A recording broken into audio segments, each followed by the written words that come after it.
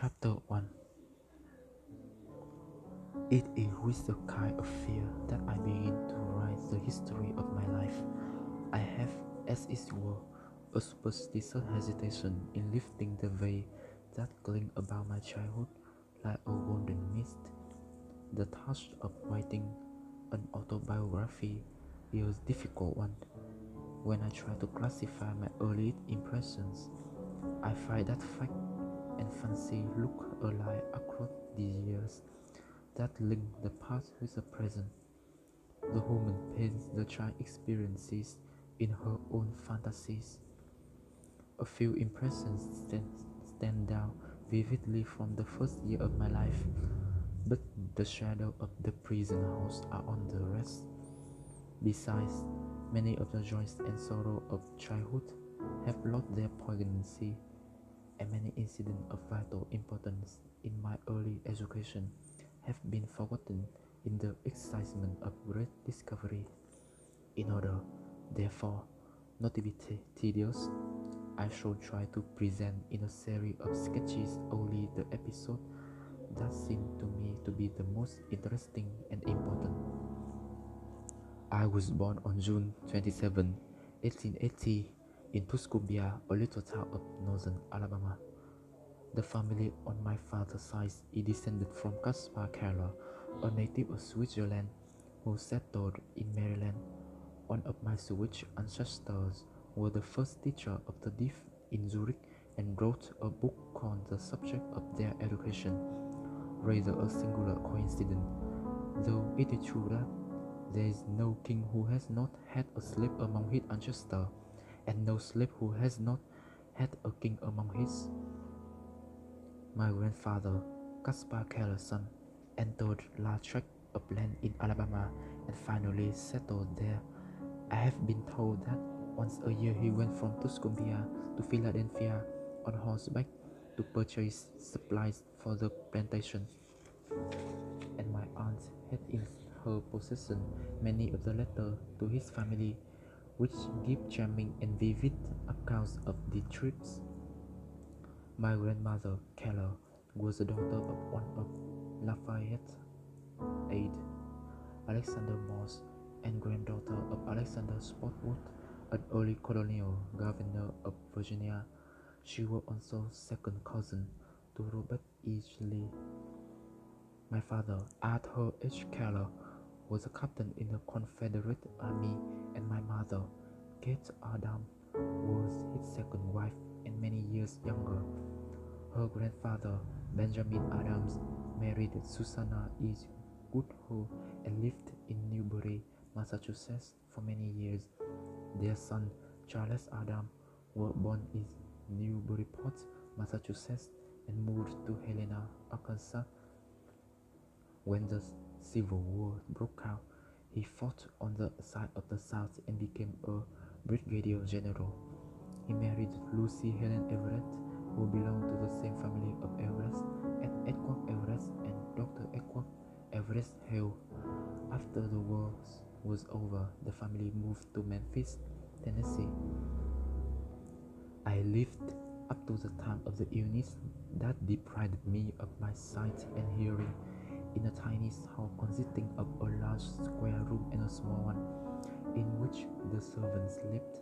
It is a custom in the South to build a small house near the homestead as an annex to be used on occasion.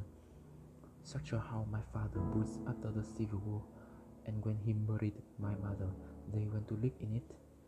It was completely covered with vines, climbing rose, and honeysuckle. From the garden, it looked like an arbor. The little porch was hidden from view by a screen of yellow roses and southern smilax. It was the favorite haunt of hummingbirds and bees.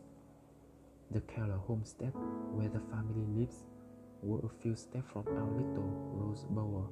It was called Ivy Green because the house and the surrounding trees and fences were covered with beautiful English ivy.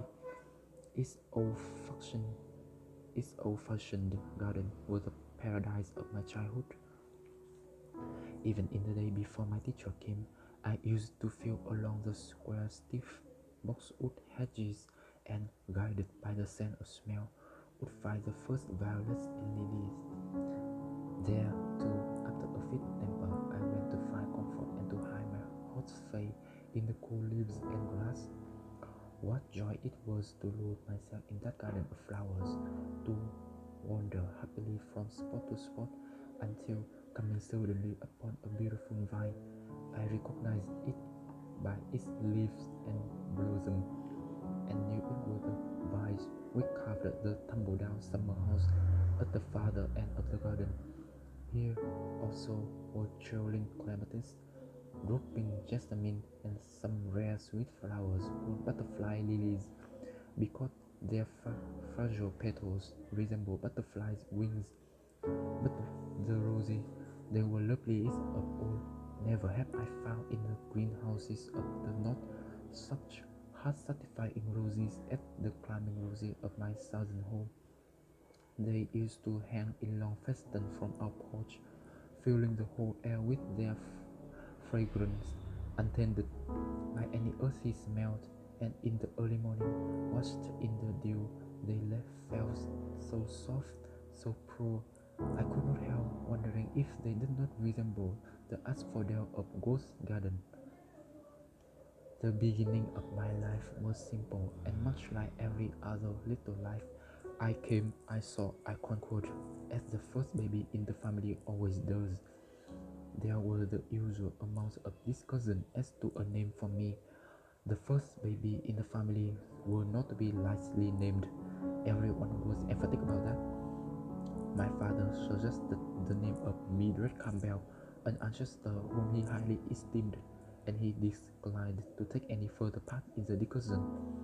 My mother solved the problem by giving it as her wish that I should be called after her mother, whose maiden name was Helen Everett.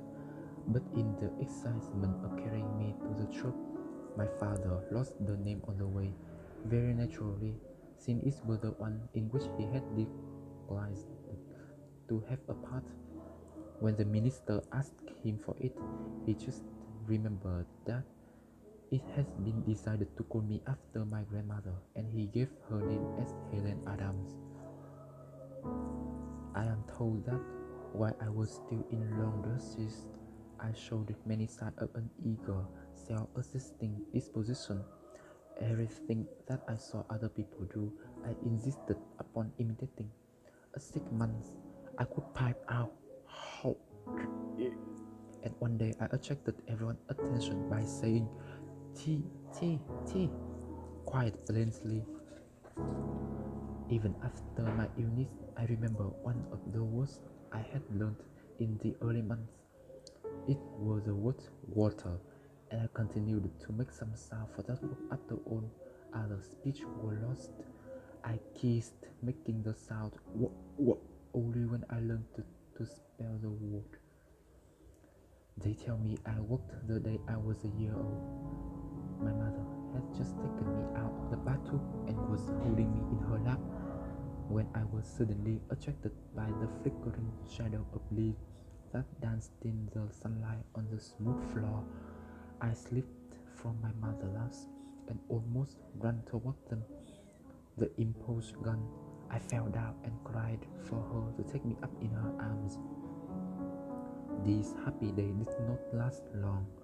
One brief spring, musical with the song of robin and mockingbird, one summer rich in fruit and roses, one autumn of gold and crimson sped by and left their gifts at the feet of an eager, delighted child.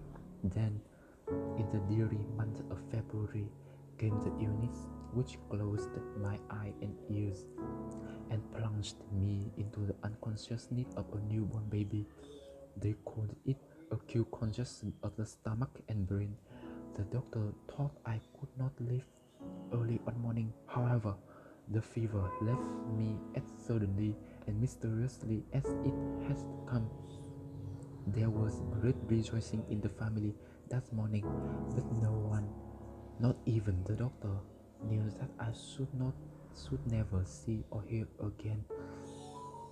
I fancy I still have confused recollection of that illness, I especially remember the tenderness with which my mother tried to soothe me in my waking hours of fret and pain, and the agony and bewilderment with which I awoke after a tossing half of sleep and turned my eyes, so dry and hot, to the wall, away from the once loved light, which came to me dim and dim, yet more dim each day. But except for the fleeting memories, if indeed they be memories, it all seemed very unreal, like a nightmare. Gradually, I got used to the silence and darkness that surrounded me and forgot that it had ever been different until she came, my teacher, who was to set my spirit free. But during the first 19 months of my life, I had caught glimpses of broad green fields, a luminous sky, trees, and flowers, which the darkness that followed could not wholly blot out. If we had once seen the day is ours, and what the day has shown.